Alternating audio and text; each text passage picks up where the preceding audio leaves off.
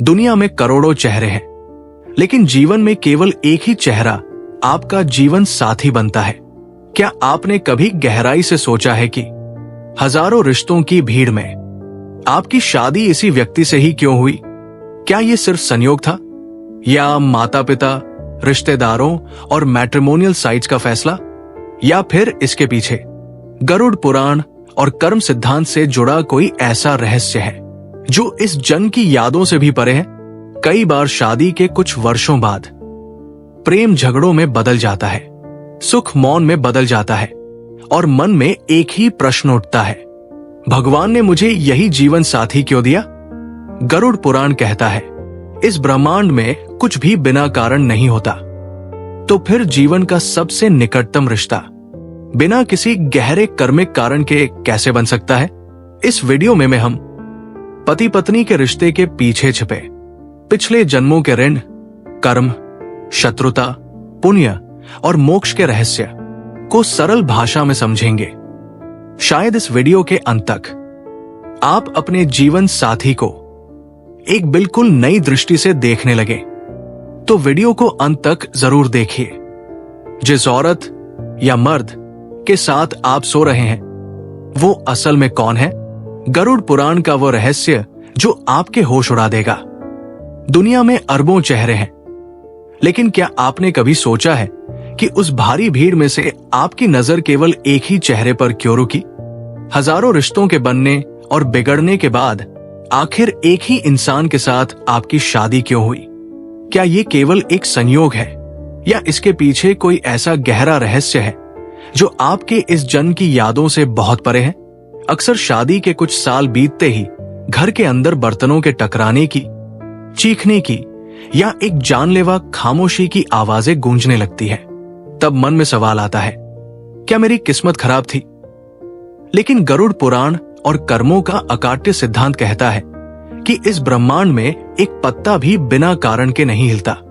आज हम उस पर्दे को उठाएंगे और जानेंगे कि आपका जीवन साथी असल में कौन है। 1. ऋणानुबंध, पिछले जन्मों का वो अदृश्य कर्ज। गरुड़ पुराण के अनुसार जब कोई आत्मा नया शरीर धारण करती है तो वो अपने साथ धन या कपड़े नहीं, बल्कि एक अदृश्य पोटली लाती है जिसे ऋणानुबंध कहते हैं। ऋण यानी कर्ज और अनुबंध यानी बंधन। ये वो कर्ज है जो पिछले जन्मों में लेन देन, भावनाओं या प्रतिशोध के रूप में अधूरा रह गया था। प्रकृति का नियम है कि कर्ज चुकाना ही पड़ता है। आप बैंक का कर्ज लेकर भाग सकते हैं, लेकिन कर्मों का कर्ज मृत्यु के पार भी आपका पीछा करता है।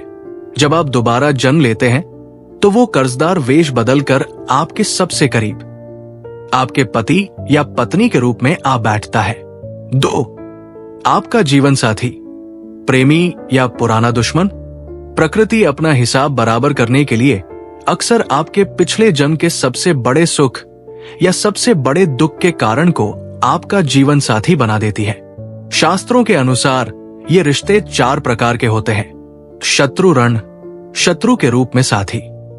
क्या आपका पार्टनर बिना बात के ताने मारता है? क्या आप उनके लिए सब कुछ करते हैं, लेकिन बदले में अपमान और तिरस्कार मिलता है? गरुड़ पुराण के अनुसार ये वो आत्मा है जिसे पिछले जन्म में आपने बहुत सताया था। तब वो कमजोर था, लेकिन अब वो आपसे वही पीड़ा वसूल रहा है। उसकी आत्मा को शांति तभी मिलेगी जब उसका हिसाब पूरा होगा।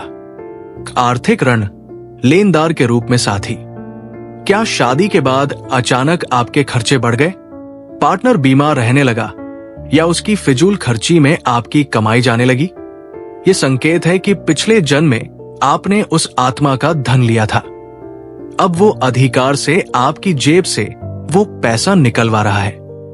उदासीन संबंध, ऐसी शादियां जहां न बहुत प्यार है न नफरत। दोनों अजनबियों की तरह एक छत के नीचे रहते हैं।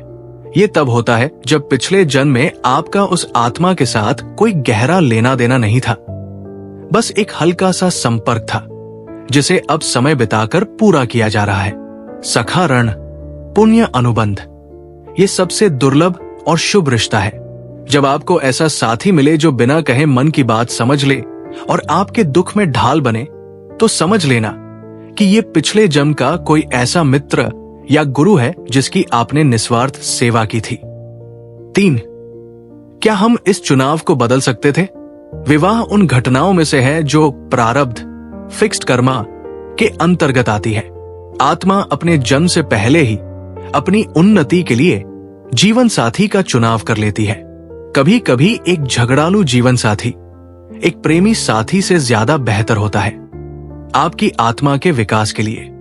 यदि सब कुछ अच्छा होता तो आप मोहमाया में फंसे रहते, लेकिन जब ठोकर मिलती है तभी इंसान ईश्वर की ओर मुड़ता है। जैसे तुलसीदास जी को उनकी पत्नी के ताने ने ही रामचरितमानस लिखने की प्रेरणा दी। 4. कर्म के इस चक्र को कैसे काटे? गरुड़ पुराण ये नहीं कहता कि आप अत्याचार सहें, बल्कि ये स्वीकार और सुधार की बात करता है। जब आप समझ लेते हैं कि सामने वाला व्यक्ति आपके ही कर्मों का डाकिया है, जो आपके ही लिखे खत कर्म लाया है, तब आपकी शिकायत खत्म हो जाती है। क्षमा की शक्ति, द पावर ऑफ फॉरगिवनेस, नफरत प्रेम से भी गहरा बंधन है। यदि आप इस जन्म में पीछा छुड़ाना चाहते हैं तो केवल तलाक काफी नहीं है। आत्मा के स्तर पर तलाक तब होता है जब क्षमा आती है। जिस दिन आप अपने कष्ट देने वाले साथी को मन से माफ कर देंगे और कहेंगे, प्रभु हमारा हिसाब आज पूरा हुआ, मैं इसे और स्वयं को मुक्त करता हूं, उस दिन वो अदृश्य डोर कट जाएगी। 5. जीवन साथी आपका सबसे बड़ा आईना। आपका जीवन साथी आपकी अशुद्धियों, अहंकार और क्रोध को बाहर निकालने के लिए एक चुनौती की तरह है। वह आपकी आत्मा को शुद्ध करने वाला साथी, सोलमेट है। सन्यासी बनकर जंगल में शांत रहना आसान है, लेकिन गृहस्थ जीवन की खटपट के बीच मानसिक संतुलन बनाए रखना ही असली तपस्या है। अगली बार जब आपका जीवन साथी आपको चोट पहुंचाए तो प्रतिक्रिया रिएक्ट मत दीजिए। बस एक गहरी सांस लीजिए और मन ही मन कहिए, हिसाब बराबर हुआ। आप नाटक के पात्र नहीं, दर्शक बन जाइए। याद रखिए, आप यहां केवल घर बसाने नहीं, बल्कि अपने असली घर परम धाम जाने की तैयारी करने आए हैं। प्रेम और क्षमा ही वो कैंची है जो कर्मों के इस चक्र को काट सकती है। अगर आपको ये जानकारी मूल्यवान लगी हो तो कमेंट में लिखें, मैं अपने रिश्तों को स्वीकार करता हूं और उन्हें पवित्र करता हूं, और इस लेख को उनके साथ साझा करें जो अपने वैवाहिक जीवन में शांति की तलाश कर रहे हैं। अब जब आपने ये गहरा रहस्य जान लिया है तो एक बात स्पष्ट हो जाती है, जीवन साथी संयोग नहीं, संस्कार है।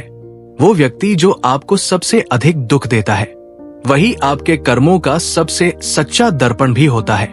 गरुड़ पुराण ये नहीं सिखाता कि अत्याचार सहो, बल्कि ये सिखाता है स्वीकार, जागरूकता और क्षमा के द्वारा कर्म बंधन को काटना। याद रखिए, नफरत भी एक बंधन है और प्रेम से भी ज्यादा गहरा। जब आप क्षमा करते हैं तो आप सामने वाले को नहीं, खुद को मुक्त करते हैं। शायद आपका जीवन साथी आपको तोड़ने नहीं, जगाने आया है। शायद वही संघर्ष आपको ईश्वर की ओर मोड़ने वाला है। हर रिश्ता एक रहस्य है और हर रहस्य के पीछे ईश्वर का एक इशारा।